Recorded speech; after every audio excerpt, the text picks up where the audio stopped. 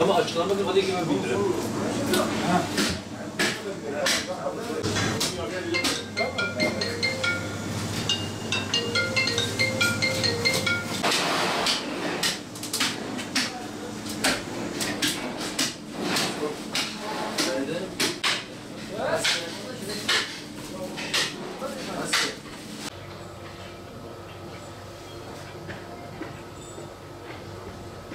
Şu an Türkiye Tarım Bakanlığı almış olduğu kararla 2024 yılı içerisinde Avrupa ve Güney Amerika olmak üzere 20 ülkeden toplam 600 bin büyükbaş besili hayvan Türkiye'ye giriş yapılacak 2024 yılı içerisinde. Tabii gelecek hayal bunun kararı almış yani. Kararı almış. Türkiye'ye giriş yapılacak. Kimlere verilecek? Bu çiftlik sahipleri, işletmesi olan, hatta 2023 yılı içerisinde giriş çıkışı olan çiftçilere verilecek. Sadece kapasitenin %20'sini verecek. Yani örneğin bir çiftlik 1000 tane büyükbaş yeri varsa bunun sadece %20'sini karşılayacak. Yani 200 bin tanesini verecek ona. O şekilde 600 bin tane büyükbaş Türkiye'ye giriş yapılacak. Bunun gelir getirisi nedir?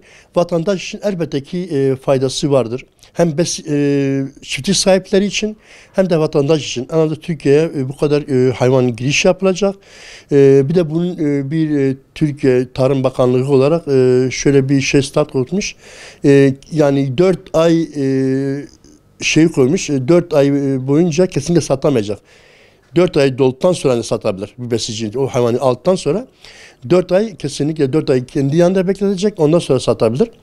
Yani demek istediğim şu anda hayvanlar kesim hayvanı değil.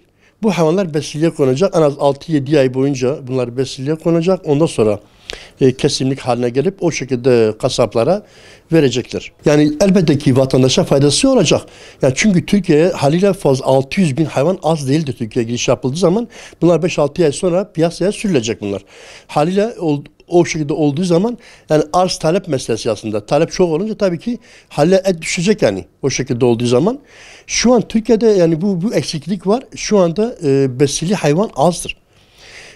Bunun nedeni ise de Türkiye'de şu anda Tarım Bakanı kesinlikle bir an evvel özellikle doğurgan dediğimiz yani dişi inekleri kesinlikle kesilmesine izin verilmemesi lazım. Ama maalesef şu anda inekler kesiliyor, dişi hayvanlar kesiliyor mezbanelerde.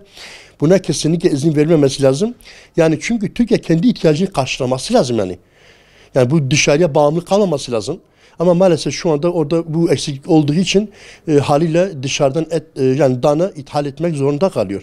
Yani Türkiye'de kesinlikle mezbahanelerde dişi hayvan kesilmemesi lazım ki en azından Türkiye kendisi üretsin yani üretken olsun hani bu şekilde. Zaten şu anda Türkiye'de zaten et alıp başını getiriyor zaten. Bayağı fiyatlar zaten çok yükseldi. Şu anda fakir insan zaten şu anda et alamaz duruma geldi.